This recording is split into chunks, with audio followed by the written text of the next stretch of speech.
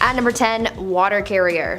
These days, we have it so easy. We have the internet at our disposal to learn about pretty much anything, we have cars to get us from point A to point B, and all of our resources are close by. We get food from the grocery store and water from the taps in our houses. But back in the Middle Ages, things were a lot tougher for people, and they had to go through a lot just to get basic life necessities, like water for example. Getting water to people wasn't as easy as you might have thought, and so that's why getting water became a whole profession. In a medieval city, you lucked out depending on the area that you lived in. If you lived close to a river or stream, then you could get all the water you wanted and pretty easily too. But if you weren't so lucky to live near this resource, then you might have had to hire a water carrier to fetch it for you. People sought out strong young men to become water carriers for them, and as the name implies, they would get paid to go to the nearest source of water and bring it back for their employer. This profession became pretty popular in the late medieval period in London, and by this time so many people were working as water carriers that they created their own fraternity. At number 9, town crier. I'm sure you've heard of the town crier at some point in your life, right? They're often incorporated into pop culture pieces that take place in the medieval times. When you think of the town crier, you might also think of the famous hear ye that is associated with the speeches of the town criers. Back in the Middle Ages, the role of the town crier was a very important one, as it was a crucial way for the local authorities to communicate with the residents of their community. The town crier would often make announcements of new laws, royal proclamations, the start of events, and even the punishments of criminals. They were basically the news anchors of the past. Also, as I mentioned, we normally associate the town crier with the phrase hear ye, but the phrase first started off as oye, oye, oye, which later evolved into the phrase that we are more familiar with. Before we carry on talking about these strange jobs from back in the days of old, why not take a moment to leave a like on this video if you're enjoying it so far, and while you're at it, consider subscribing to the channel to see more videos like this one. At number 8, scribe. These days, most people know how to read and write. It's part of our basic education and is one of the first things that we are taught as kids in school. As you progress in society, basic literacy is taught more and more throughout the world, as some people in parts of the world might not have access to this privilege, but back in medieval times, most of the population was illiterate, which made the roles of scribes so crucial. Not everyone had access to the right education, but for those who did and could read and write, they often became scribes. The role of the scribe was as straightforward as the name predicts. Essentially, their job was to write. Scribes were hired to write all kinds of documents ranging from letters to business contracts. One of their hardest jobs though was to copy manuscripts, which was a job that may have taken a scribe several months to complete. Many men and women in monasteries held jobs as scribes, but for common folk in villages, being able to become a scribe was seen as highly valuable as well. At number 7, reeve. These days we have elected officials in our communities who serve as a sort of voice of the people. Back in the Middle Ages, they sort of had someone similar to that, and they were called reeves. The reeve was something of a local administrator, and their job was to oversee the day-to-day running of a manor, as well as to solve disputes between the peasants. The reeve was a peasant too, but they were normally elected by their neighbors or chosen specifically by a lord, and served as a reeve for a 1-year period. This job eventually faded away as the feudal system began to decline, but fun fact, you can still find some reeves in parts of Canada. At number 6, peddler. This next job from the Middle Ages is one that we kind of still have these days, just a little more modern. We're talking about peddlers. You know how there are people who go door to door trying to sell you something, like back in the day when Avon used to do house calls? Well, this was essentially what peddlers did. Their job was to travel from village to village to sell various goods. This was how a lot of people in more remote areas were able to buy certain items. The peddler's job was pretty important for the local economy because it was able to bring business to larger areas than just one local town. It seemed like a good enough job, but socially speaking, peddlers were always looked at with suspicion. Oftentimes, local people would accuse peddlers of being criminals. Now, they easily could have been criminals, but it's really a case-by-case situation. You can't judge someone for just trying to get their coin. At number 5, Gong Farmer. Now, even though there were simple jobs like being a scribe and carrying water to people, there were also some messy and not so glamorous jobs as well. This next one I'm about to tell you about was definitely one of the worst jobs that you could have. See, there was a time before modern sewers and plumbing were a thing. This was a pretty icky time because rather than waste being disposed of in sewers, they were deposited into a privy or cesspit. Now, these things had to be cleaned out periodically, and guess what? There were people who were hired to do just that. The Gong Farmer was someone who was hired to maintain the cesspits, and so they would be given a large ladle and they would scoop out the waste and transport it away. Now I can only imagine how horrible that job would have been and how horrendous the smell would have been too. It sounds like an absolute nightmare, so I'm glad it's not a thing anymore. At number 4, galley rower. Now, as bad as it might have been to be a gong farmer in the Middle Ages, there was apparently a job that was much worse that people would do anything to get out of, and that was the galley rower. This was considered to be one of the most grueling jobs from the Middle Ages, and I can see why. These people would be tasked with working on a galley and rowing a ship along with a team of up to 1,000 other people. Apparently, people hated this job so much that they would try and avoid being picked to be a galley rower at all costs. Many people would join the priesthood in order to become exempt from becoming a galley rower. Usually this job would go to the poorest peasants and even slaves, as it became more and more difficult to find people for the job. That was one occupation that everyone agreed was the worst. At number 3, cupbearer. Now this is a job that I wish was still around. Not because it's a great job or anything, but I feel like it could have been cool to have my own personal cupbearer so I could feel like a queen, you know? The job of the cupbearer was pretty self-explanatory. Their whole occupation was to serve the monarch their drinks. Now I know I said I would have wanted a cupbearer so I could feel like a bougie queen, but the cupbearer's job was a little more important than just serving drinks. See, there was always the fear that the reigning monarch could get poisoned because it was a very common act of treason back in the Middle Ages. The cupbearer was the only person tasked with serving drinks to the king or queen because they had to make sure that it wasn't poisoned, even if it meant tasting the drink themselves before serving it, just to make sure that all was well in the cup. A lot of trust had to be put into this cupbearer so they could be quite influential in the courts if all went well. They were risking their lives and safety doing a pretty basic task, but it was for the good of the realm. At number 2, alewife. Speaking of drinks though, let's talk about how the drinks got into the cups and who made them. In medieval England, women were mostly tasked with the practice of brewing ale, and they were aptly named alewives as a result. Alewives were very important not only for business, but also for the good of their families. Brewing was a quote, small scale, low investment, low profit, low skilled industry, but it brought success to a lot of married women as well as a substantial amount of independence, since this would have essentially been their business and their own source of income. These women would always be hard at work brewing because they sold their ale quite quickly. Ale didn't have a very long shelf life, and so they would make and sell their beverages quickly to keep up with demand and to compete effectively with others in the trade. Eventually though, the alewife was extinguished by the 15th century as brewing became more commercialized and people sought to take the independence of women away. And finally, at number 1, alchemist. As you can probably imagine, science wasn't all that advanced back in the Middle Ages. There wasn't really much understanding of how the world worked. Back in these days, there were people who tried to practice science in a way that they knew how before many advancements in the field came out, and these people were called alchemists. These alchemists believed that it was possible to change metals and chemicals. They tried to purify metals to change them into other things, and one of the most common experiments was trying to convert tin into gold or silver. For other alchemists though, their mission was to come up with new medicines to heal people and cure them of their ailments. Alchemists were quite popular until the 17th century as the ideas behind alchemy were replaced by the science of chemistry.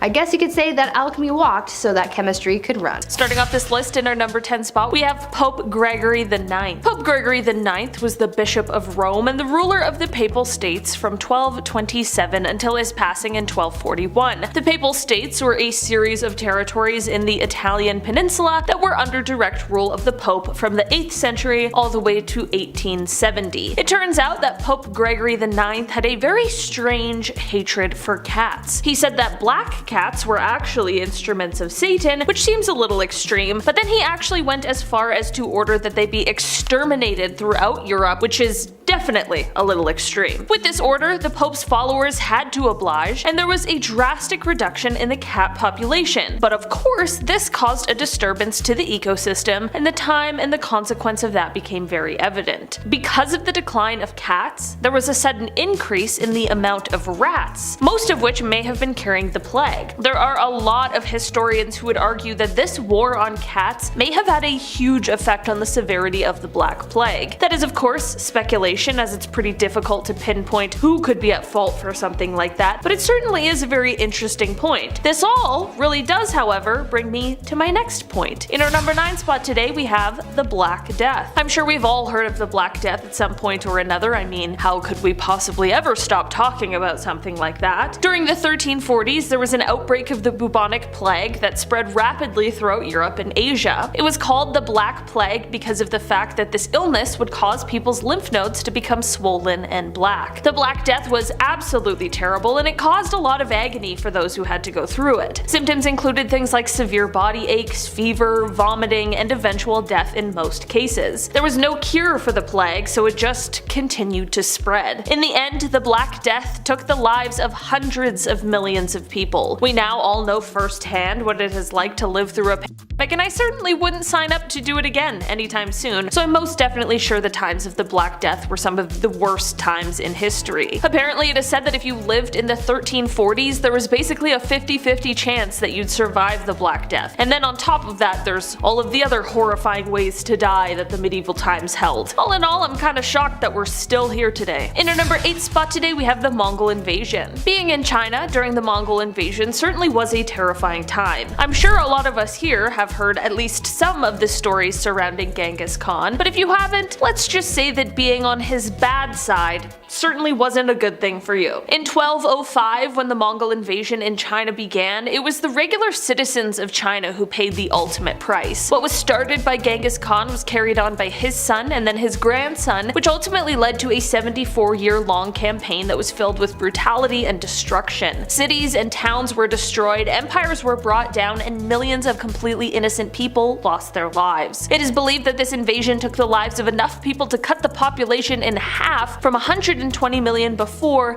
to just 60 million after. Anyone living in China at this time would have had to live in absolute fear of being killed for something that you really had nothing to do with. That would be awful and absolutely terrifying. In our number 7 spot today we have Pope Formosus and Pope Stephen VI. Pope Formosus was the ruler of the Papal States from October 6th, 891 until he passed away on April 4th, 896. After his passing, Pope Boniface VI took his place as ruler for just a few weeks before he also passed away, which then left Pope Stephen VI as the ruler from then on until his death. After this whirlwind April of 1896, things got even weirder. Before his passing, Pope Formosus had sided with Arnulf of Carinthia against Lambert of Spoleto, which was definitely not okay with Pope Stephen VI.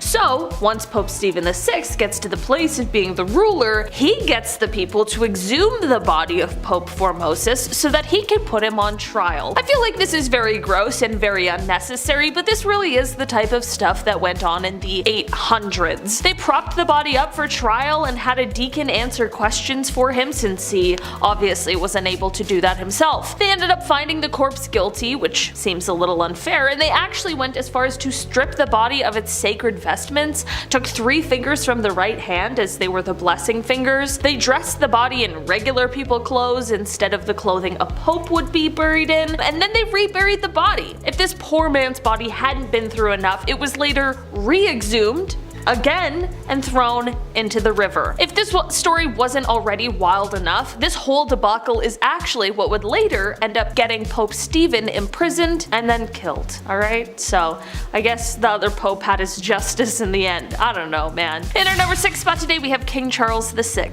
King Charles VI started off his reign by being very well loved and respected, but as time went on over his 4 decades of ruling, he ended up being known as Charles the Mad. His erratic behavior had him hacking up nights, imagining that he was St. George, and he would also have bouts of amnesia where he would be able to recognize some people, but not his wife and children. This is all very strange and of course quite sad, as he was obviously exhibiting signs of extreme mental illness, but one of the strangest symptoms was him believing that he was made of glass. He was terribly frightened of falling or being jostled too hard, and he would actually insert iron rods into his clothing to try and keep himself from shattering. But then he would also apparently run wild at top speeds throughout the halls of the castle or the streets, which would would obviously mean that he was completely abandoning his fear of fragility. It apparently got so bad that he had to be held inside with the entrances blocked off. Sadly, he continued on this path until he passed away in 1422. In our number 5 spot today, we have the Italian Renaissance dark side. Just at the tail end of the years of the medieval period, as we transitioned into the Renaissance period, began the Italian Renaissance. When we think of the Italian Renaissance period, it is known for the development and the rebirth that it caused, which makes a lot of sense considering the word Renaissance means rebirth. But there is one less glamorous and slightly frightening side to this period that isn't always spoken about. Sailors who had been returning from the New World at this point brought something less than lovely back with them, and that was syphilis, which spread through an entire French army. After this, the troops brought what was called the Great Pox to the rest of Europe. Since there was no penicillin back then, the disease spread rapidly and the symptoms were pretty gruesome. It would often happen that the person who had fallen ill would have the skin on their faces essentially be rotting away, which would leave large ulcers. Sometimes people's noses or lips would be pretty much gone, and it happened often that people would very sadly pass away from the disease. So basically, what we think of as a really beautiful time in Europe was both world-changing but also very scary and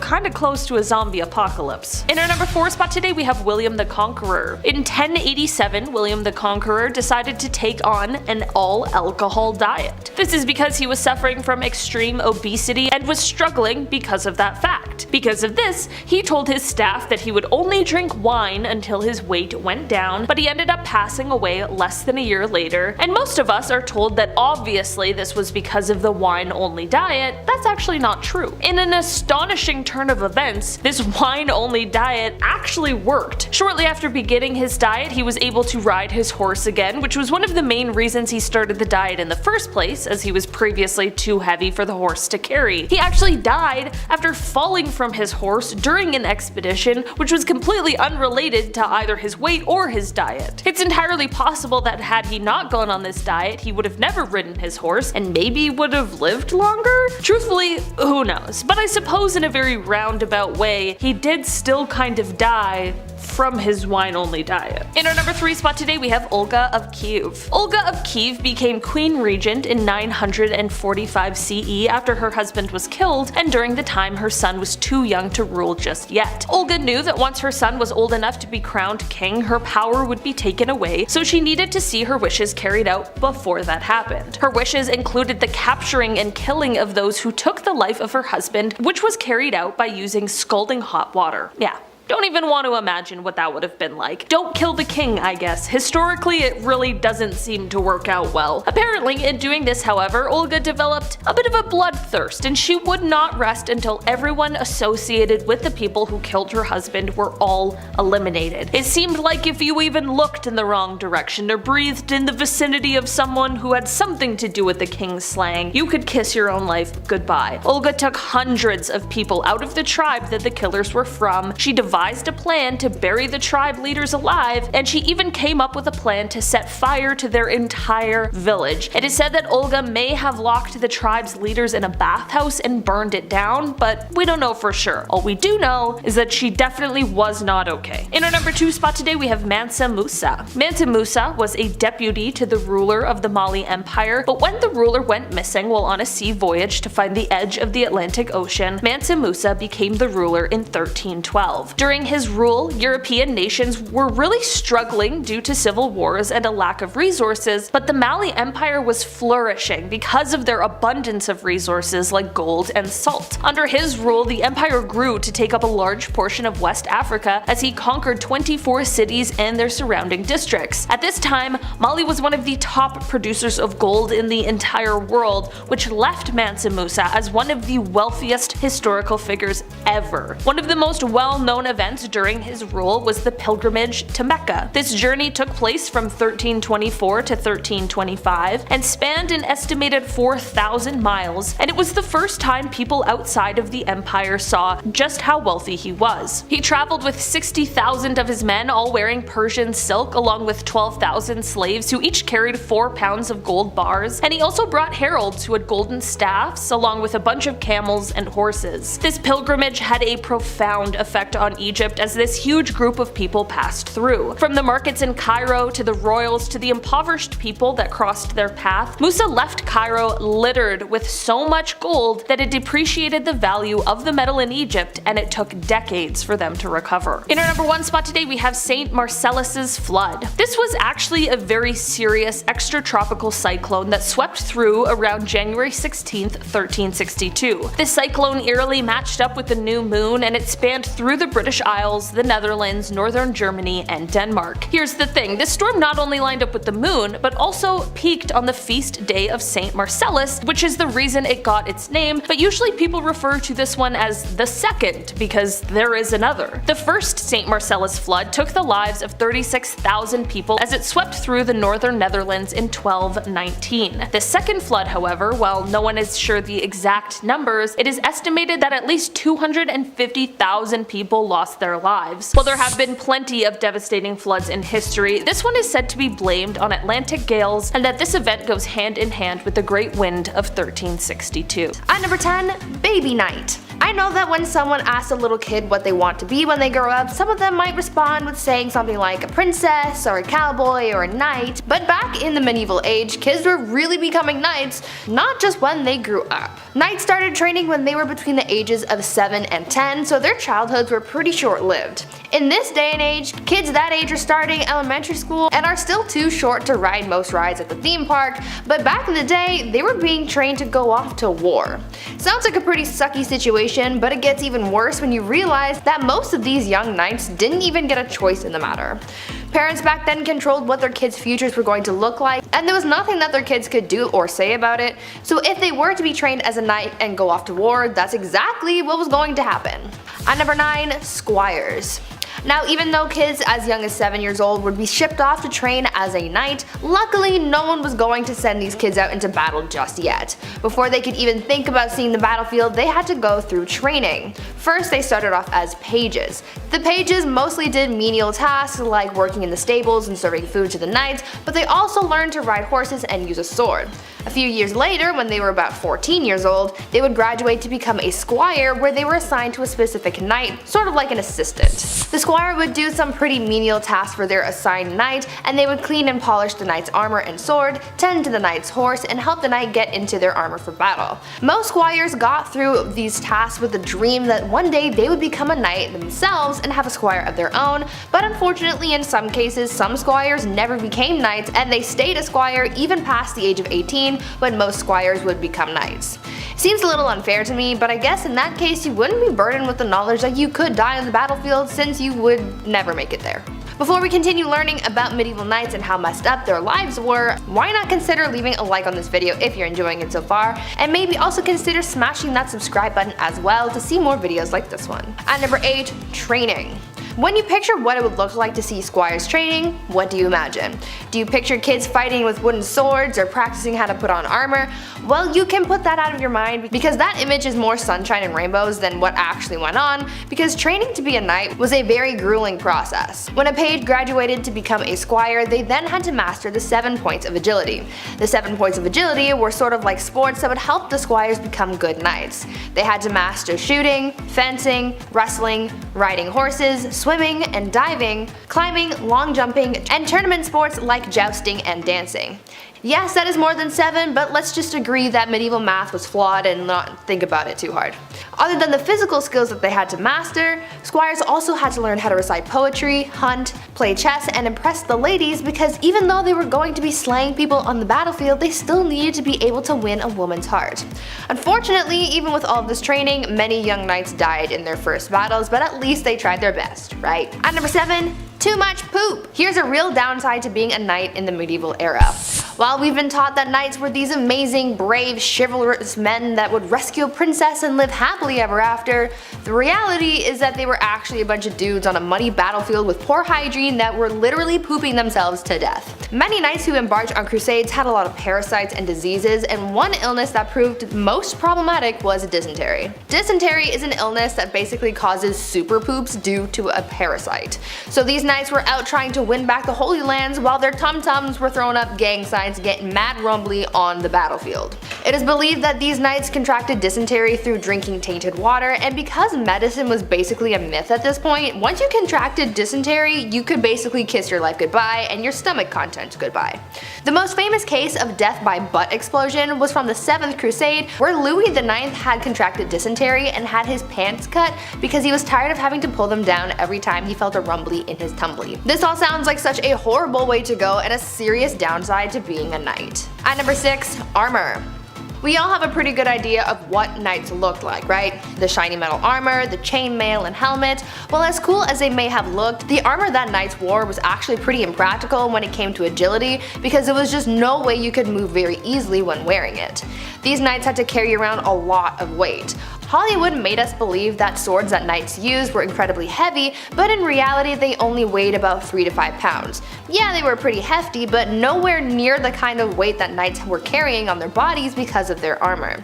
The average medieval suit of armor weighed between 45 and 55 pounds, and just the helmet alone weighed 4 to 8 pounds. Knights on the battlefield had to worry about fighting, staying alive, and carrying an extra 45 pounds on them, but knights who jousted had it even worse because their armor was known to weigh twice as much as battle armor. These knights had to be very strong in order to carry that around, otherwise they would have collapsed under the weight of their gear when they got too tired to keep going. At number 5, always in danger.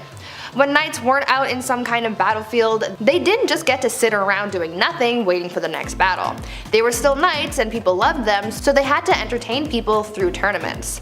This wasn't your average tournament like when you went to medieval times as a kid, because this was way bloodier and safety was not really much of a priority. It wasn't as dangerous as going off to battle, but there was still a risk that knights had to take, and sometimes it ended fatally. Tournaments would normally involve 2 different events, melee and jousting. We all know what jousting is though, right? It's where 2 knights on horseback charge at each other with lances, trying to knock their opponent off their horse.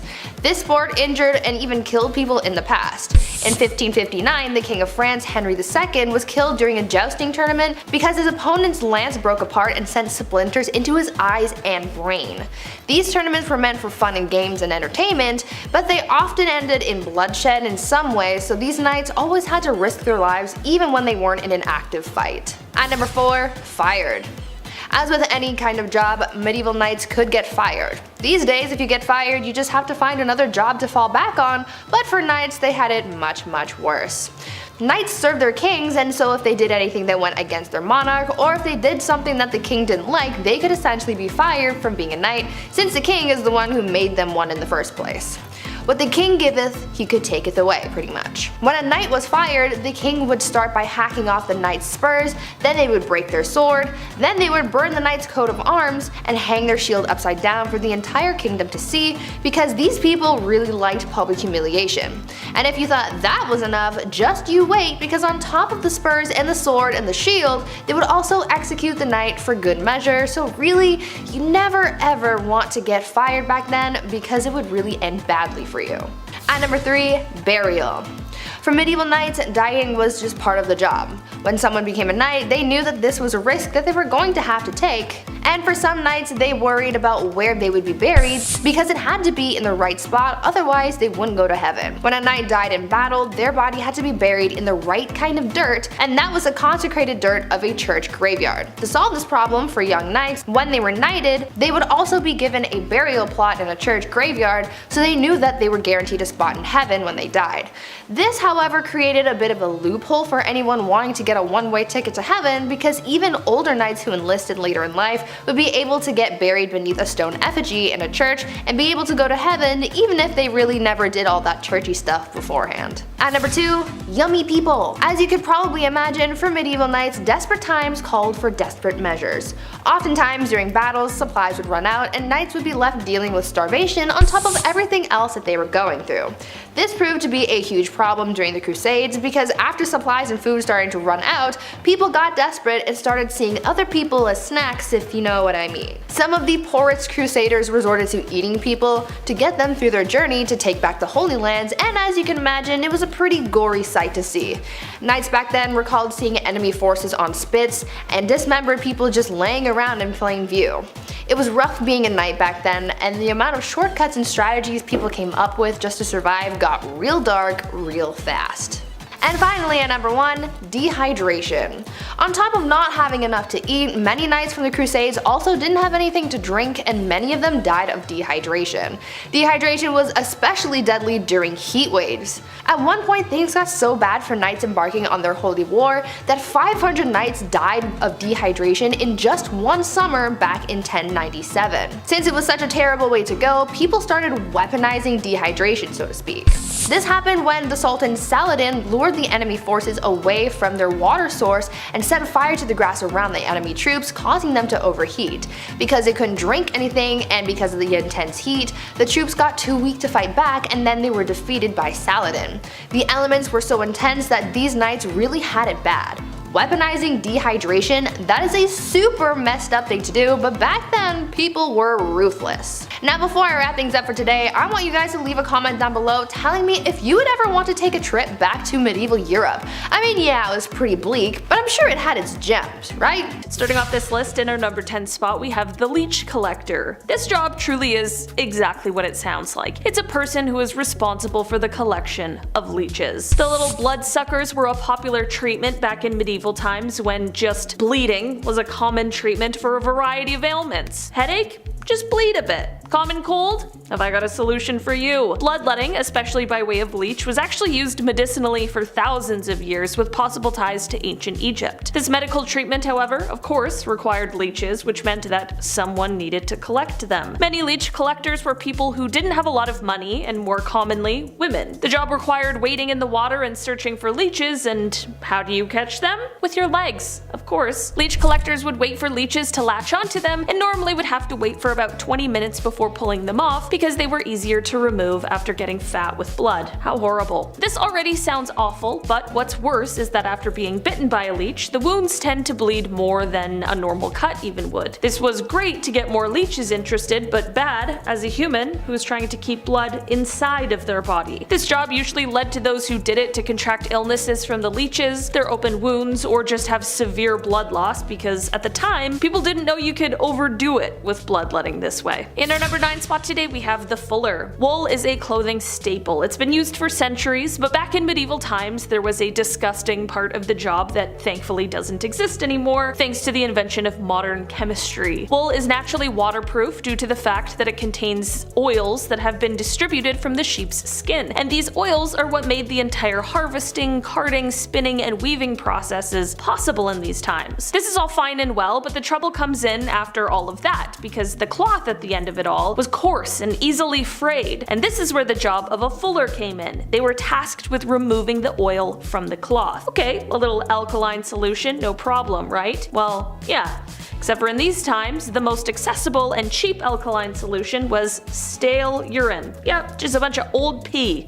A fuller had to take this new woven material, put it into a tub full of old pee from who knows where, and then you stomp on it with your feet. And then you get no shower at the end of it either. What's a carpenter without his tool belt, right? What I mean is that fullers were also responsible for collecting their own pee to use for the wool, so they often needed to head to all the local public toilets and private homes to collect it. Just gets worse. In our number 8 spot today, we have the groom of the stool. This job doesn't sound too bad with just the title. It weirdly sounds kind of regal. I mean, it was quite a prestigious position during this time, but it also was one of the most humiliating jobs in history. In the medieval times, kings were looked on almost as if they were gods. You know, it's their divine right. And because of this divine right, for centuries, it was deemed improper for a king to wipe his own behind after using the facilities. This is where the groom of the stool comes in. This high-level nobleman would be responsible for fetching the toilet chair for the king when nature called, and he would also be in charge of the wiping aspect of the whole thing. No bidets, I guess, back then. The groom of the stool also played a role in monitoring the king's health, as he was tasked with examining the stool just to watch for any serious changes. And should the king be having some digestive troubles at any point, the groom of the stool would always be nearby and ready to administer a royal enema. In our number 7 spot today, we have the nightman. This is definitely one of the the shittiest jobs from the medieval times, and I mean that quite literally. Also referred to as Gong Farmers, these people had the unfortunate job of cleaning out all of the human waste from the cesspits in the castle walls, which they would then transport to a pre-arranged location where it would be buried. These cesspits were the medieval equivalent to a septic tank, and they were usually located on the lowest level of the castle. The nightmen would end up digging through weeks, months, just sometimes even years of disgustingness, and they were motivated to gather as much as possible considering the fact that they were paid by the ton. Imagine, that's a frightening amount of work. The job was also quite hazardous, too. I mean, if we really think about what exactly they were doing, it quickly becomes clear that many of them died from disease, and there was also a good chunk of people who suffocated on the job as well. In our number 6 spot today, we have a sin eater. Okay, this is definitely one of the strangest jobs on this list. The job of a sin eater was to, well, eat sins. To do this, they were tasked with eating a piece of bread that had been placed on the chest of someone who had died. Definitely not an ideal day of work for me personally. The idea behind this was that in consuming the bread, they were consuming the sins of that person so that they could carry on into the afterlife peacefully. Basically, sin eaters were willing to sacrifice their own souls and their own eternal happiness just to make some money while they were alive. I'm not sure what's worse, taking the risk with the sins or eating bread from off of a dead person. I don't know, both bad. In our number 5 spot today, we have the executioner. We have all heard of this job before. After all, an important aspect of the medieval times was the fact that they were trying to have better criminal law enforcement, which naturally meant that a ton of people were getting executed for their crimes. While there is of course now the stereotype of people who did this work as being these huge, hooded, evil people, history shows that this stereotype is largely untrue. Most of the people who fell into this job didn't come into it because they wanted to. In fact, most people of course saw this job as being undesirable, but the job usually was bestowed upon them. Sometimes butchers were called for the job because of relevant experience, other times it was criminals who could either do the job or face their own death sentence, and most commonly, people found themselves in the job because their fathers had been executioners before them. Aside from the nitty-gritty of the job, I mean the horrors of the work itself, it's obvious, another part of being an executioner that sucked was the fact that people didn't really want to associate with you. Executioners were usually on the fringes of society and outcast, sometimes even forced to actually live on the edge of town. In our number 4 spot today, we have catgut. Back in the medieval times, they didn't have the technology we have now, or even the technology that was available in the 17th century when it came to making strings for instruments such as the violin, but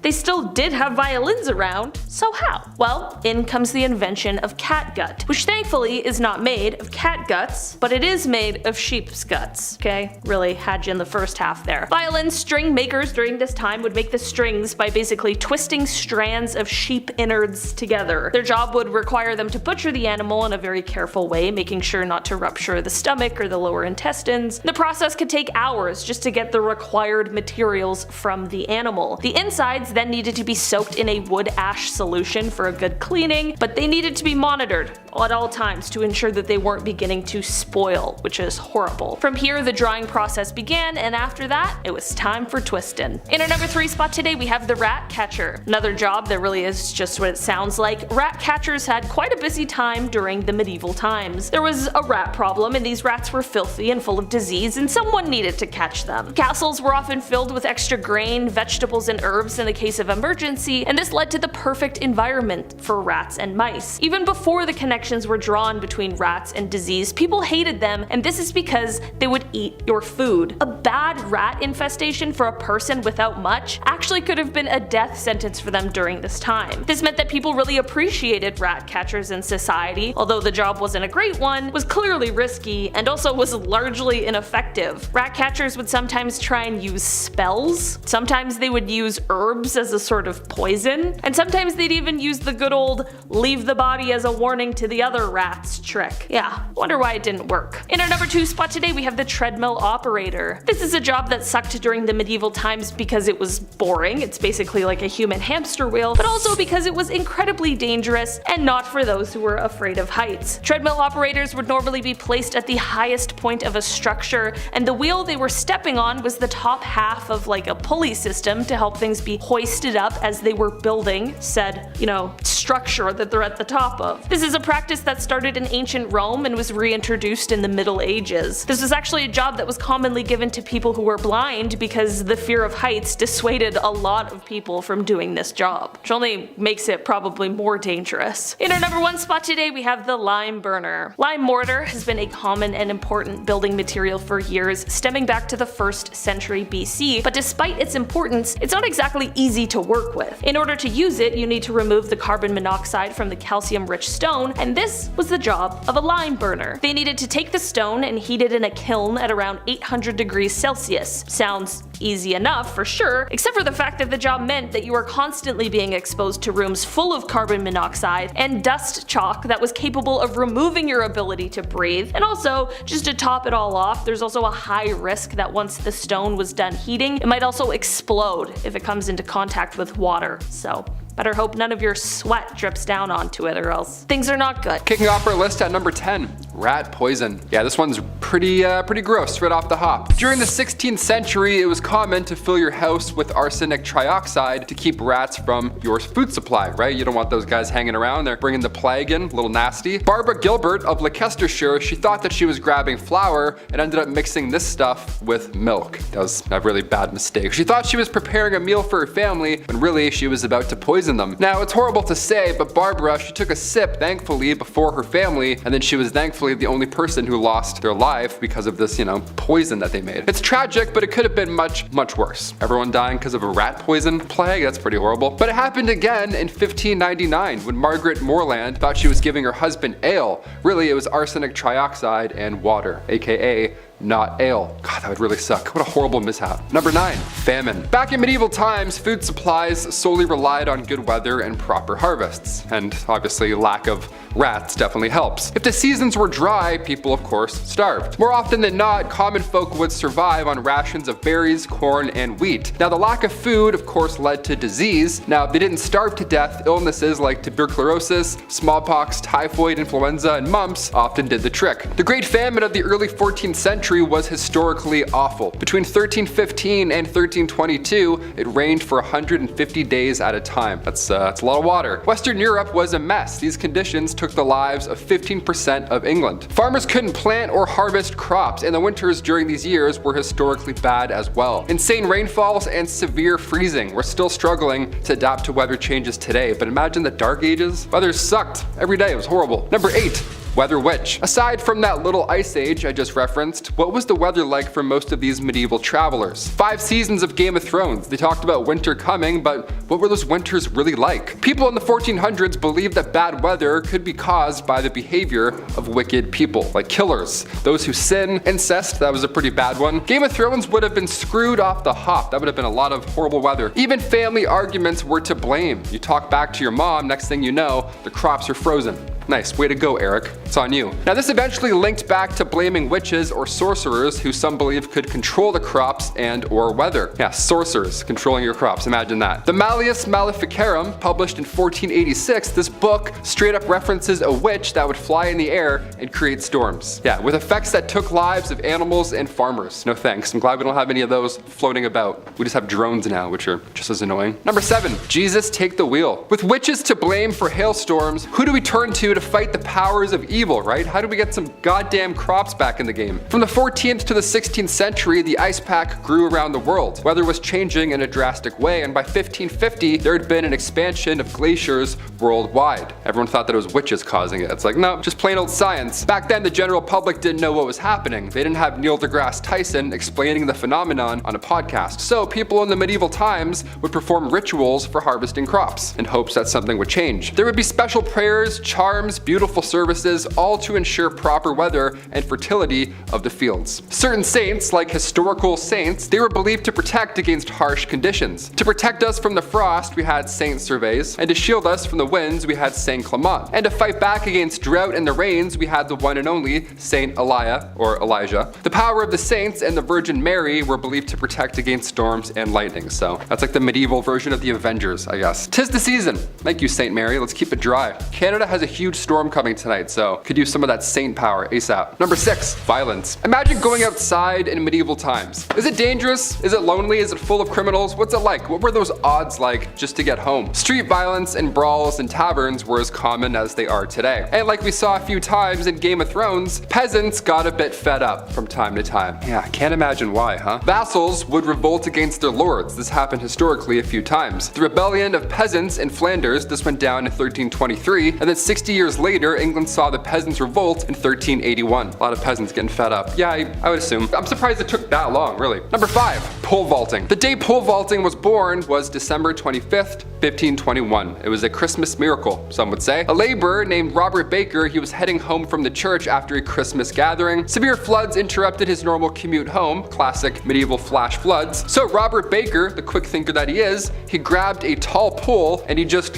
vaulted his way over this new stream that had appeared. And then he continued home. He just carried the stick home and he was like, what have I done? What have I invented? Now, at Bumblebee, we don't recommend this as a commute. Don't pole vault over things in general, unless you're a professional, don't do that. Because later on, when attempting that same stunt, Baker's pole snapped mid-leap and he ended up drowning. Yeah, the poor guy bridged to Terabithia himself. You don't want anything to happen like that. That's really bad. Again, in 1540, a similar case. Somebody tried to leap over a pond, but the pole wasn't strong enough and it broke and they drowned. Do you pole vault? If so, comment down below how scary it is to learn, because I'm interested. I don't know. Number 4, falling bacon. If they ever made a Final Destination movie that takes place in medieval times, that'd be an odd pitch. This would be the opening scene, for sure. This is crazy. Not sure how true this is, but if so, oh boy, my palms are sweating. It was February 12th, 1543, and Elizabeth Brown was working as a servant in the household of a man named Hugh Talmadge. Now, this was over in Huntingdon. Things were going swimmingly, I guess, until a tragic accident occurred. Elizabeth was the victim of a freak accident while sitting by the kitchen fire. A massive, unsliced chunk of bacon was suspended in the chimney above her to smoke over time, and that day the rope decided to just go, and then said bacon ended up crushing her. Now, if you're smoking meats, don't put it above or near you. That's a bizarre way to smoke meat. And also, if you're smoking meat, must be nice. That's a crazy charcuterie board. Number 3, Outhouse Troubles. This next one really stinks. My gosh. If you're eating food right now watching this, maybe skip to number 2. I won't take it personally. Here we go. On June 2nd, 1523, a Cambridge baker named George Duncan went out to his back garden to use the medieval outhouse, aka the cesspit. Now today they're built a little differently, but back in the day it was a massive hole with a wooden rim. It wasn't pretty, it didn't smell great, it was horrible, it made you sick. Now Duncan, the poor lad, rumor has it, he was a little intoxicated, and Duncan, while doing his business, fell into said cesspit, leading him to suffocate to death in the worst way imaginable. Now it sounds like a crazy way to go in medieval times, but it can happen today as well. Because in 2014, 2 people lost their lives trying to recover a cell phone that fell into a porta potty. Yeah, imagine that. Losing consciousness in feces is a dangerous place to do it. That's very horrible. That's a horrible way to go out. That's the worst way to go. I think that's the worst. Number 2, clocks. Yeah, if you think a piano falling on your head is insane odds, now imagine a clock. Welcome to the medieval times. The 16th century saw the beginning of clockmaking, and early on these things, they were units. They were massive. Great-grandfather clocks, these early mechanical pieces, they were made of metal and were chock full of machinery. Weight equals danger, and in 1513, a man named John Townsend was holding an iron clock, very proud, when all of a sudden it slipped from his hand and it hit the young man right next to him. William Brett. It hit him right in the forehead, and the next day Brett died of his injuries. The guy died because he got hit with a clock. What a way to go. And finally, number 1, horse racing. I think it's general knowledge at this point, but standing near a racehorse equals not a good idea. Right, you heard it here first on Bumblebee. January 16th, 1540, 2 riders named Henry Headlam and Brian Newton, they were racing back and forth along a wall in a garden right outside of London. Casual medieval time stuff, just racing horses. Now, Newton's horse was going quite fast, and Newton didn't realize that he was approaching an elm tree. Now, his head hit a branch from the tree, and he broke his neck and died the next day. Now, right after this first tragic death, racing was seen as a danger to spectators and riders. More than fair. Riding a live animal at top speed, yeah, that's obviously a little bit dangerous, I would assume. But then in 1534, Jane Jonies was just watching, not even riding, she was watching horse racing, and then out of nowhere, a horse trampled her. Yeah, 4 days later, her injuries got the best of her. So if you're watching any live horse racing this afternoon, I don't know, have some distance maybe. Move up a couple of seats in the stands. Horse racing is big in Ontario for some reason. I don't know, we have like one big one, constantly busy. Kicking off our list at number 10, the London tornado. We've all heard about the Great Fire of London in 1666. So let's talk about another horrible event from history, shall we? That's why I'm here after all. On October 16th, 1091, harsh winds from the southwest took out more than 600 houses and a handful of churches. There was a mighty tornado. The Church of St. Mary was a rather unholy place to be on that specific day. The tornado killed 2 men in this building and it tore up the roof, and timbers went everywhere. The rafters were actually ripped from the structure, then slammed down far away back into the earth. Turns out historically about half of these rafters were buried in the dirt. That's how much force was thrashing them about. Tornadoes are so scary. I feel a strong wind outside and I'm immediately back inside. That's it. I'm shaking in my boots. I don't mess with wind. Number 9, the Great Drowning of Men. Such a tragic name, my lord. How about we take out the word great and all these references maybe? I don't know, it's kind of horrible. In the Middle Ages, coastal areas around the North Sea were hotspots for flooding. Now historically, there were numerous reports of flooding here, and for some reason, between the 11th and 15th centuries, this area would get absolutely destroyed. It would get completely swamped. And it's even larger than you could possibly imagine. The St. Marcellus flood took place on January 16th, 1362. Now the death toll here, I mean obviously it's impossible to tell for sure, but historians believe it was at least 25,000 people. That's horrible. Atlantic gales were to blame for the rush of water, because this event also goes hand in hand with the Great Wind of 1362. The Great Wind, awesome. The Mighty Wind, like it's not great at all. It's not really good. Number 8,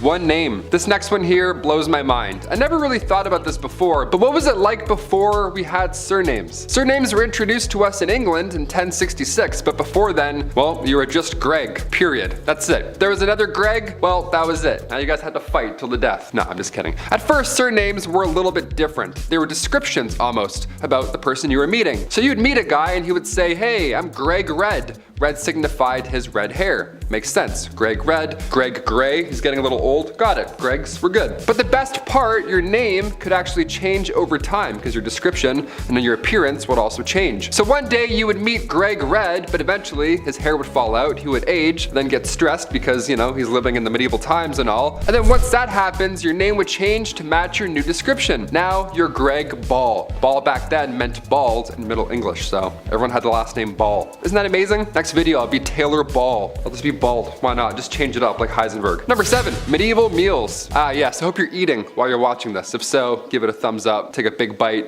and good luck. Seeing as the holidays just passed, I figured there's no better time to mention a medieval holiday tradition. I'm glad we don't do this one anymore. This one's pretty gross. Swans today, they're beautiful. We see them traveling in pairs, and we don't hunt them down because, well, that would be insane, right? Medieval days, swans were hot property. They were a delicacy of the upper classes. Christmas swan pie. Nice, here you go, for you and yours. Enjoy, Merry Christmas. I would be crying on Christmas Day if I saw this on the table. They would actually stuff swans with beef, which I personally don't recommend. Turkeys, I'm like, okay, that we've dealt with. Swans, I'm like, no, but they're in love. They mate for life. Do we eat both? Let's eat both, I guess. Other medieval meals included peacocks, cranes, turtle doves, sparrows, and herons. Herons? Imagine Christmas dinner is a heron lying on the table. You're like, really, Dad? I don't really want to eat this. This is the long neck. Number 6, the dancing plague. Okay, summer 1518, a summer we will never forget, sadly. One of the most bizarre events in medieval history, the dancing plague. The town of Strasbourg was calm, cool, and or collect until out of nowhere, one woman began to dance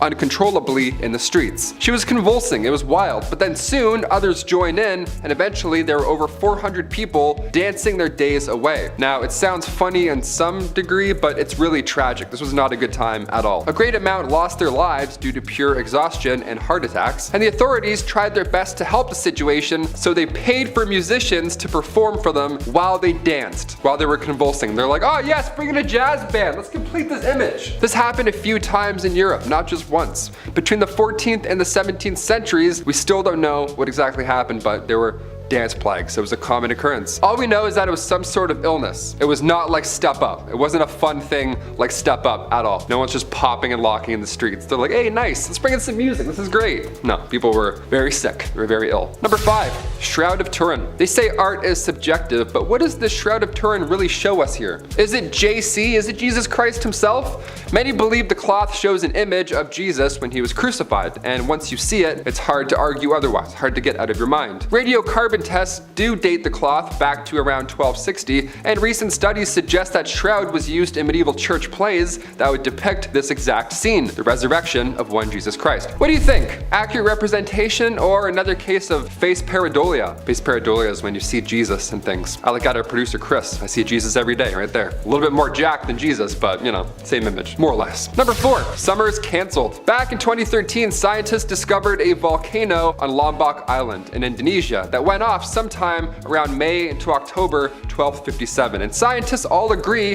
that this eruption was the largest blast that the Earth had seen in 7,000 years. So it was quite a spectacle, a horrible spectacle. If that. Cut to the next year, 1258, the following cold temperatures ruined crops and brought famine to pretty much all of Europe. Cattle were all dying off quickly. It was far too cold for them to even stand a chance, and it's estimated that London saw 15,000 deaths that year alone. Experts believe that this volcanic eruption was a factor in the Little Ice Age that changed global temperatures from the 14th to 19th century. That's like if Yellowstone went off tomorrow. It would be a really bad time, and then afterwards would be almost worse, if anything. No resorts for a while, I think. Definitely not. Number 3, the Great Famine. The medieval adjective game, back again with the Great Famine. Awesome, another great. All of Northern Europe suffered the Great Famine in 1315, so only like 60 years after that volcano went off. I mean, like, what luck is that? What a terrible time to be alive. 1315 to 1317, 2 years of famine, countless lives were lost, and of course, with people losing hope, crime rate shot up to an extreme level. Can't even describe some of the things that were recorded, but my god, people were horribly insane. The Great Famine brought unrest in peasants, but it also disturbed members of nobility. It's always nice when that happens, right? It's not all of us suffering. Some of these noble purple lords up here are also starving. Cool, we're even. They were set back, and in turn, they gave up the oath of chivalry. Yeah, talk about the Dark Ages. They're like, you know what? No. Number 2, Plague Bear. Bus boys, but for bodies. Let's do it. My god, this one's really dark. The hot summer of July 1665, right before London saw that great fire. What to do with all of these poor souls who have been hit by the plague? Now, bodies at this point were literally starting to pile up. So we need a new profession, somebody that deals specifically with these horribly infected bodies. Any volunteers? Show of hands.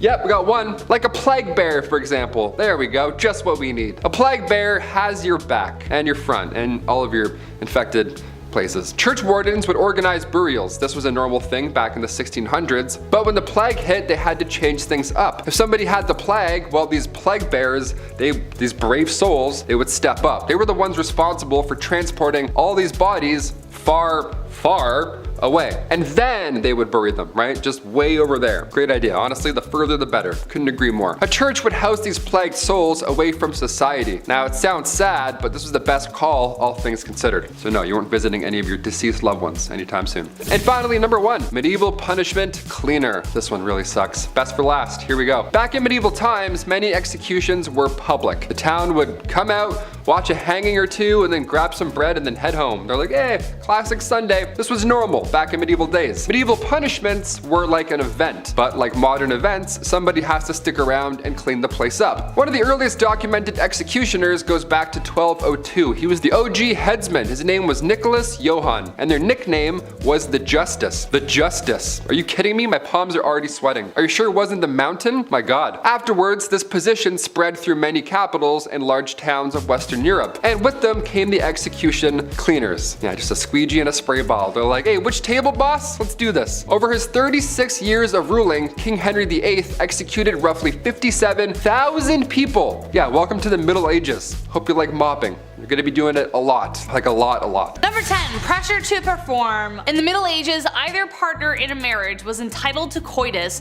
with their partners under any circumstances. It was called the marriage rite. This went both ways, and unless you were passionately in love with your partner and straight, this could be a nightmare. It was so sacred you could even get it on in a church and the priest would be like, yep, go for it. Failure to perform in the bedroom or anywhere was grounds for divorce, which was a huge deal at the time. Now the first problem here is a lack of consent, but the biggest problem for men who weren't inclined to sleep with their wives was impotency. There was no sympathy for men in these circumstances. If a wife accused her husband of this, then the couple would have to undergo a bedroom trial, where a crowd of wise elders, mainly grandmothers, aunts, and mothers, would watch the couple in their bedroom for 3 nights. If you were rich, this was even worse. These trials would be carried out in public, in court. Yeah, that's right. The wife had to prove that the husband couldn't get it up in court. Now he could call on women of the night to prove his prowess, if he was so inclined, but if it was proven that he couldn't, then the couple would be divorced. But the bottom line, the main point of marriage was to have children, and if there weren't any, then this failure was placed heavily on the man. Number 9, beastly justice. I figured I would put a lighthearted one on this list. This actually made me laugh while I was researching it. Beastly justice was when animals had to go to court. They were also put on trial, like a full trial. It's wild to look back at a night and the things they had to do for their kings and queens, but the fact that they also had to get up early and attend these courts, royal courts, where a wild animal was taking the stand. And it actually happened in history. This would happen after an animal runs through town. It would attack people, being confused and all, as most animals are, but the townsfolk would actually believe that the devil was involved in this animal's scheme. Like these animals worked for Big Red himself. In 1457, villagers in France had to deal with 6 pigs who ran wild and attacked locals. They did a lot of damage, so instead of just putting the animals down or setting them free, away from your town, they took them to a real trial. There was a judge, a couple prosecutors, 8 witnesses, a defense attorney for the pigs, which I gotta say, we should do a list just on that person alone. What a weird job. These pigs were hung from a gallows tree. A knight had to formally hang pigs after a trial was concluded. The 1400s were a wild time. Your Honor, due to my client being a pig, Number 8, a tanner. Even for a medieval peasant who never washed or cleaned themselves and literally lived in filth, this was a dirty job. Women were more commonly found in household chores or as milkmaids, barmaids, weavers, artisans, and tenant farmers. This job may have fallen mostly to men, and it was a rough one, I'll tell you. Men would rather go to war than do this job. You had to get skins from a butcher, along with the grime that covered it, which was mostly manure and blood. Then you had to trim the skins and get rid of all the hair. To do this, they had to let the hair follicles rot by sprinkling it with urine or soak it in a wood, ash, and lime solution. Can you tell which one was cheaper? Then they'd scrape off the hair and any skin before washing it again in pigeon droppings or dog poo to remove the lime and make it softer and more flexible. Or the craftsman might use fermented barley or rye with stale beer or urine, again, as an additive. This could take up to 3 months. 3 months plus longer, as there was more rinsing and stretching until it could be used. Leather was a crucial resource, so though dirty, it was a really necessary job, but oh my god. No thank you. Number 7, being a knight. Being a knight, obviously it sounds cool. They have the sword, they have the horse, the flowing hair, they're saving the damsel in distress, all that jazz that you picture in your head. It actually sucked being a knight, a lot. First of all, chainmail. You know how heavy chainmail is alone? It's like 55 pounds, and that was underneath all of your armor. No way I could climb up on a horse wearing armor or chainmail. My knees would buckle. No thank you. Being a knight is something that starts when you're 7 years old as well. You would be given to a noble to learn for 7 years, and then at age 14, you would become a squire. A knight's intern, not an ideal job to have when you're 14, but okay. But if you stick it out for just 7 more years, then you become a knight. And then you can get your chest blown off jousting. Neat. All that time just to get rocked by another bigger dude on a bigger horse. No, just no for me. Number 6, death by anything, but mostly violence. Life in medieval times was considered basically brutal and short. If it wasn't the plague, it was a cold. If it wasn't disease, it was the weather. If it wasn't the weather, it was famine. If it wasn't famine, it was violence everywhere else. It was a damn miracle if you survived childhood. If you had to pick any other time in history to live, like you couldn't live in this one, Taylor asked me this earlier and I had a response, but it definitely wasn't this time. Literally block this time period from your mind. Between 1330 to 1479, men could expect to die 9 years sooner than their female counterparts. The reason was violence against men by other men. But the biggest factor that made especially men's lives so short was the violence, as I mentioned. Think about it. It was men who were often called to war with only their farming tools, or if they were proper soldiers they would have had more, but they were called off to do jobs that literally required them to kill or be killed. Homicide levels in medieval England were around 10 times higher than they are today. This isn't to say at all that women were excluded from this, they were mostly the victims of this violence, but there was a culture around men that expected them to take part in violence to the extreme. From drunken brawls, to duels, to playful sword fights gone wrong, torment, there was a lot going on. Male gangs were responsible for most of the mayhem as they were bolstered with the need to prove themselves. But also, if you were about to get mugged in an alleyway and somebody wanted to fight you, which was very likely because everyone was on edge, it was good to have backup. Number 5, rat catcher. As the name hints towards, rat catchers are one of the worst jobs you can have in and around a castle. It's an important role, of course, like being a fool or a literal walking talking toilet, which I'll get into later, but there needs to be a chasseur de rats. Chasseur de rats. I'm just gonna start calling myself that. Back in those times, rats and mice were the leading source of spreading disease. They didn't have city buses or, people walking around throwing bottles, and with these castles being big and dark, they were probably full of rats. Black rats were a common household problem, yuck, so in comes the well-respected rat catcher. These guys would sometimes try and use spells to get rid of rats.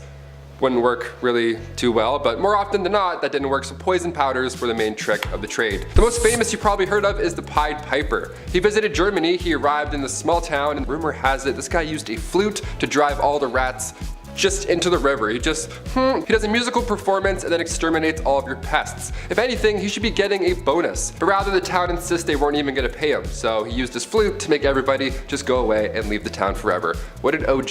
He's like, you don't wanna pay me? No sweat. Number 4, the Crusades. Just imagine this.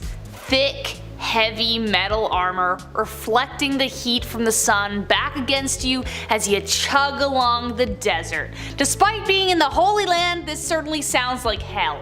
As I mentioned earlier, men were expected to go to war when called, even if they had no training or skill and maybe knew how to use a toothpick but had no idea what a sword was. For many, it was a death sentence, and the first Crusades were particularly brutal because you weren't only being called to war because of, honor, but you were being called to war because it was a religious thing. Getting there was awful in the first place, you might not even make the voyage. Then marches through the desert were long and hot, with soldiers constantly at odds with starvation, dehydration, disease, infection, the elements, and then of course, a spontaneous attack from the enemy. So you're exhausted and all of a sudden you have to be like, fighting somebody to save your life. There are even stories of some of them boiling shoe leather to eat it because they had nothing else. And after what we know of tanning, many crusaders justified their suffering as a part of the spiritual journey, so if you did fall ill to disease, you were just kinda left by the side of the road to die alone. Number 3, groom of the stool. Nowadays, assistants grab your coffee for you, maybe they answer some phone calls, keep the business running while you're off doing your other business stuff. Assistants are vital. The groom of the stool was quite vital when it came to the king. Created by King Henry VIII, the role was to assist the king's bowel movements.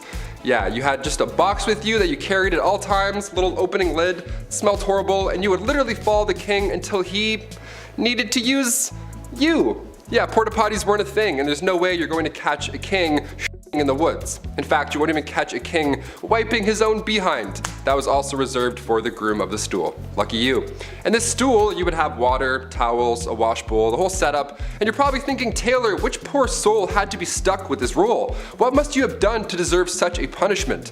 Well, this is the job you wanted, really. Only sons of noblemen could take on this role, and in doing so, they also gain access to every room, tons of nice clothes, any bedchamber furnishings, and of course, a high pay. Yeah. I would say this is the craziest job on this list, but it's really not. Number 2, the executioner. A man named Franz Schmidt meticulously chronicled his life as an executioner in detail, and well, as you can guess, it's not It's not a fun one, but there was a lot of humanity behind it too. He had to start practicing on pumpkins at first, then graduate to live animals, and then humans. Who would choose a role like this? Well, though legally the role wasn't hereditary, it pretty much was by expectation and blood. The job was passed from eldest son to eldest son, with other sons being trained to fill vacancies.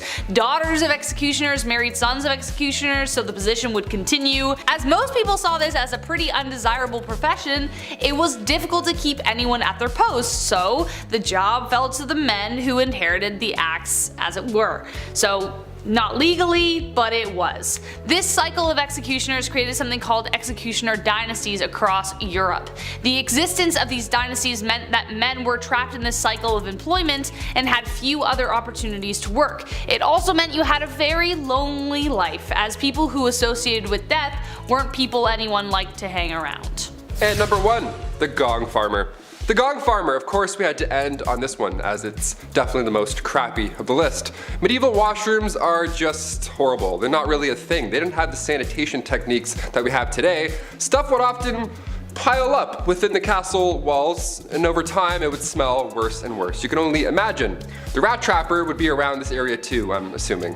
So maybe they would see each other and fist bump and be like, hey, our jobs suck, nice, let's do it, get that bread. So these respected Gong Farmers, they would come in and take the bad stuff away from the castle.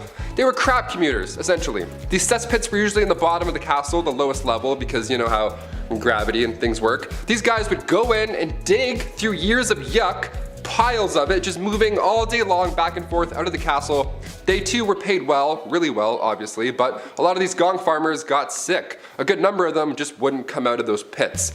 Pretty horrible, right? And on top of that, people didn't like talking to them. Their job wasn't cool like the guy who takes heads. Head and shoulders also didn't exist back then. They didn't smell the best. They were often just kind of and they cross the street. It was sad. It was all bad. Hashtag all bad. Number 10, the Dancing Plague. It was a normal summer day in 1518 Strasbourg when all of a sudden patient zero began to twitch and move in a way that was so peculiar. No, this isn't the start of a medieval zombie movie, which actually sounds pretty cool. This was a plague like no other, the Dancing Plague. A dancing woman shortly began to gather a crowd, and more people seemed to strangely dance. More people joined in, and then it became the Dancing Plague, which lasted for days, strangely. Some were taken in for medical treatment for the strange behavior. Today, no one is really sure what happened. Some think it was the devil's work. Scientists today think it could have been a mold-induced psychotic incident, and other people think it could be just classic medieval hysteria. However, I like to think it was John Taverner's newest mixtape. Number 9. Rushed Wedding. Not all marriages back in the medieval times were for political and strategic gain. Some of it was actually for love. And some of it was extremely spontaneous. There wasn't even an official ceremony for a long time. And if you wanted to get married, the two of you just had to both give verbal consent, which is always a good idea. As you can imagine, this meant a lot of people would be getting legally bonded to each other in the streets, at the pubs, and while together in bed. Which, taking into account that people were considered old enough for marriage at obscenely young ages, they were not really thinking with their brains right then. But hey, life was short and love was fiery. But because of this, it was kind of hard to prove the whole thing. So we came up with a lovely way of confirming the whole situation. Number 8, Splash Zone. Let's get it on. Ooh, ooh, ooh, babe, let's get it on. Ooh! Man, I love that song. I love the classics. You know, sometimes those moments in life require that special soundtrack. Like when I'm gaming, I love synth pop. When I party, I'm a man enjoy some Drake. How you doing, buddy?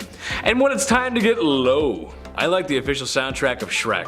What can I say? Cinematic masterpiece. That being said, that's all that needs to happen in those intimate moments. For medieval times and in many places around the world, people would have to watch the signing off of the marriage. This included friends, family, local leaders, and maybe some nobility. You know, just to make sure the marriage went through properly. Gee, honey, I can't wait to go home and consummate the marriage. I figure if everyone shows up at 8, they can leave by 8:05. Maybe 8:02. Just stay out of the splash zone. Number 7. Men's fashion. By far, one of the best ways to show that you are not one of the lowly plebeians back in medieval times would be your clothes. We've talked about how stripes were the pattern of the devil, but they had some weirder trends back in the Middle Ages. For example, long and pointy shoes were a very big sign of wealth, and the longer and pointier the shoe, the more gold pieces were lining your pocket. Men loved to show off their bodies back then too, but they didn't have BMWs back in the day, so one way a dude could compensate for himself was the aptly named codpiece, which was a pouch attached to the front of a man's pantaloons, perfectly shaped and padded to display their masculinity. It's like that one dad at the beach wearing the Speedo, except maybe a little less nightmare-inducing. Number 6, hairless. Nobody wants to go bald, just ask Jada Smith. Medieval times had different thoughts about this, however. Not only was a receding hairline normal, but that was the thing for ladies at the time. You might be thinking it's all about the waist, the legs, or the booty. Well, not back then. So, if the forehead is all the rage, focus on it, right? Makes sense. How is this done? Well, you can start by plucking those lashes. Don't need those. Then pluck the eyebrows. Ain't gonna need those either. And just start reeling back that hairline. Oh, perfect. Now you're ready for a night on the town. The history of women's fashion and traditions is a story of pain, beauty, and some really weird choices. Number 5, animal court. Oh, did you think the courtroom was a place only for members of the human species? Au contraire. In fact, all kinds of members of the animal kingdom, from insects to dolphins, would stand trial if they were believed to be guilty of crimes. Some animals were executed, some received strongly worded letters, and some were even proven not guilty. A rooster was once given the verdict of guilty for laying eggs. Truly the most unnatural of crimes. Pigs were usually the ones who got the most amount of court time, with one account even having a pig dressed in a waistcoat, gloves, pants, and a human mask to meet his end. I wonder if these animals were judged by a jury of their peers. Number 4, bloodletting. Look, we all know that a lot of men in their mid-40s treat their bodies like a rusted out Chevy Tahoe. I'm one and the same. Yeah, it needs a lot of work, but Dad got an oil change, so that makes it all better. This was common back in medieval times. A simple fix or a one fix fits all for every health issue was, of course, bloodletting. The old drain you of your precious life juice so you can get a detox, bro. Look, at first glance, yeah, it makes sense. If my Chevy runs a wee bit better after an oil change, then why not? It makes sense. Well, the truth is, there really isn't any new blood going in, so it's not so much as an oil change as it is so much just draining you of your energy, bro. Did it really work? Not really. Arguably, it made things worse. This was also a treatment to make your skin pale, and as my previous point with the ladies, that was also seen as beautiful, so remember that. Go to blood clinic. Please don't drain your blood to look prettier. Number 3, Feast of Fools.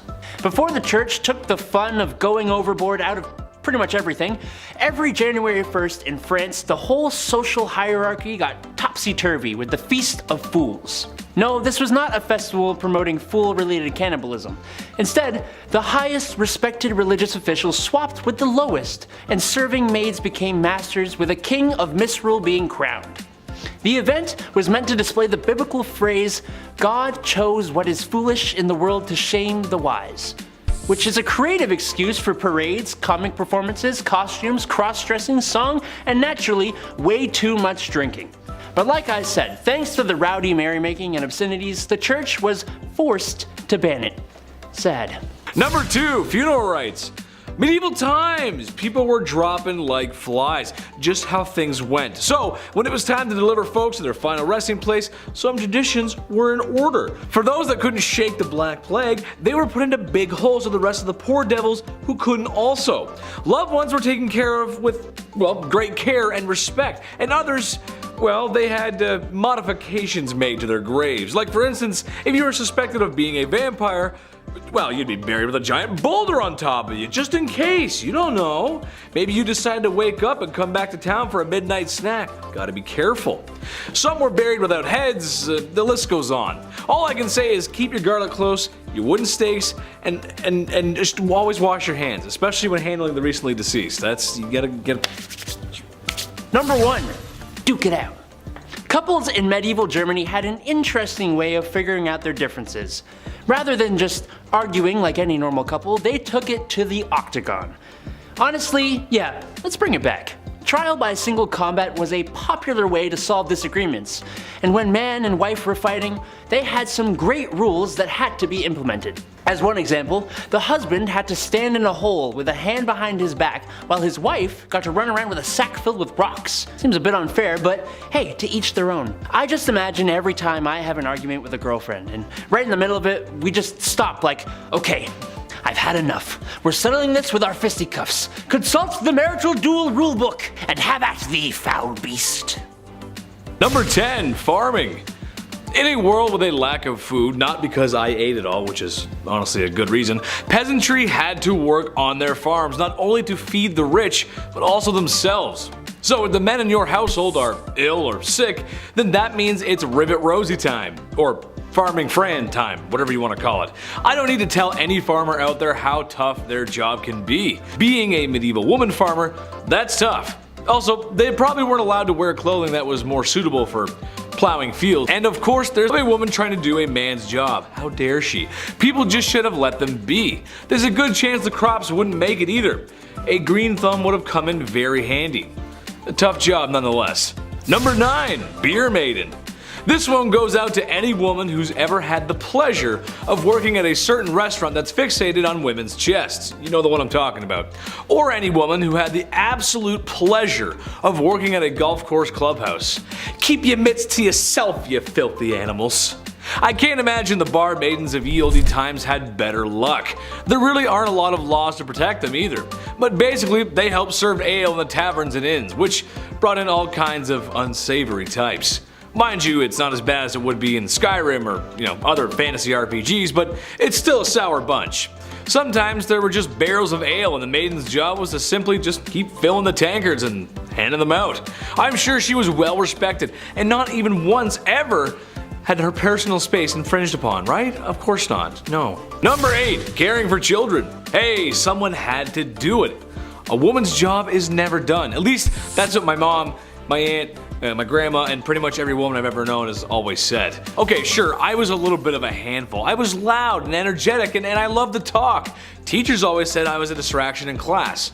Alright, maybe I was, and maybe I still am. Okay, I am. But at least the women caring for me had the modern amenities of the 21st century. A fridge full of fresh food, washing machines, cars, and a solid structure with 4 walls. So you can imagine if you had to deal with a kid like me back in ye olde times, just with none of the nice stuff that makes life today a lot of fun. Ye olde Chetty running amok. Oh mother, mother! Number 7, the streets. Unusual to most, but very common to women of ye olde times. When you're a woman who's got nothing, sometimes you gotta give something. That something just so happens to be what's hiding in your pants. It's a profession that's as old as time, and it will not be going anywhere anytime soon. Women work the streets. I don't think that's anything to be ashamed of. Number 6, Joan of Arc.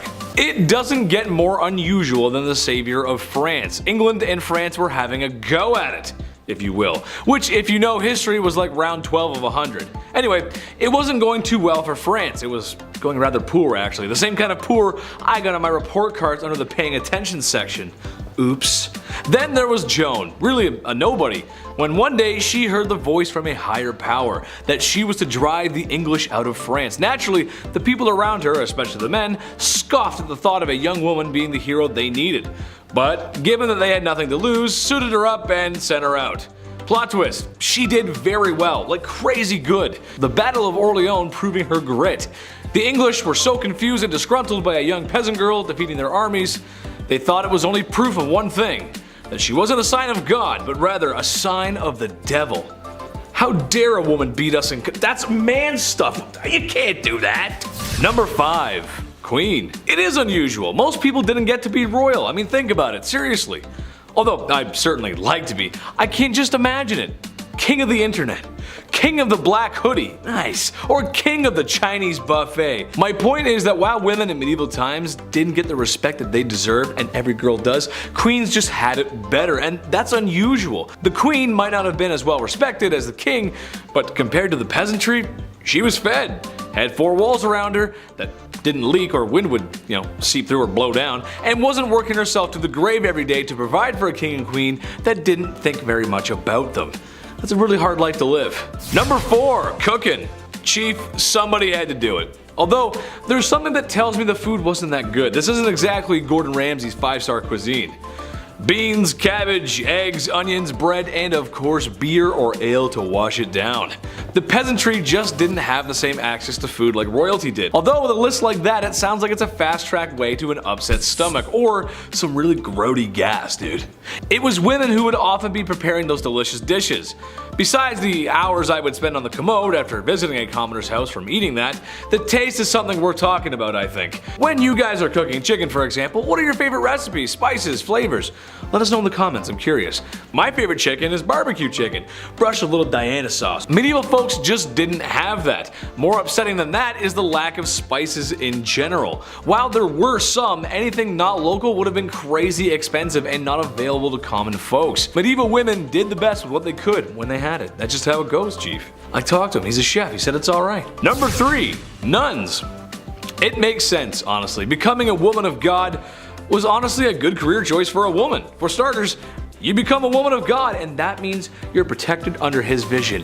Thank you, Jeebus. And people need that back then, seriously. Secondly, it would also give you a place to live. Some nuns stayed in one town and others traveled where needed, staying in monasteries and convents where it was possible, and probably more comfortable than living in the mud and stone huts that the serf women were living in. And lastly, they got rulers and sticks, and if someone was bad, they would punish them when they misbehave. Oh, sorry sister, I didn't mean to say naughty words in the classroom. I guess you'll have to spank Chetty now, ooh. All jokes aside, this might have been one of the best things for a woman to be, besides royalty or marrying rich. It's just how the times went. Number 2, landowner. I was shocked by this one too, honestly, but yes, women could own land. Sort of. It wasn't a blanket green light, it's a bit more confusing than that. Some could, some couldn't. There was a few rules here and there. They were stupid man patriarch poo-poo rules, but rules nonetheless. In Normandy, for example, only men and their sons could possess land ownership. In the Basque region, both sons and daughters could inherit land. In England, both could, but if there were any surviving men or brothers, then they would be considered first, and not women at all sometimes. So, no, it's not as open as today, and you probably would catch some strange looks as a woman rolling up to an empty lot and staking your shovel in the ground. It makes life a lot easier if there aren't so many rules, and I know you guys agree with me at home. The less red tape, the better, right? And be nice to girls, be nice to women. Number 1, artists. This one hits home. I think Chris can agree with me on this one. A lot of male artists, writers, and poets get remembered from history, but there was a few decent female ones too. We gotta give them some spotlight. Just, it sucks that males get all the spotlight. To me, this makes sense. In my experience, a lot of girls I knew growing up had natural talent for arts. I remember growing up in school and art class was always one of my worst subjects. No, not because I didn't follow directions, but my art never came out the way I wanted it to. I didn't feel the motivation, babe. I couldn't see the motivation. Most of the girls in art class just passed with flying colors. No pun intended. And for writing, well, besides my dyslexia, if you looked at a paper I wrote in the 6th grade versus a girl from my classroom in the 6th grade, what's the difference? Well, you can actually read hers. Mine are terrible. All grade school antics aside, notable artists and writers include Clarica Gouda, that's a cool name, and Hildegard of Bingen. Names you might not know, but for sure are worth a Google search.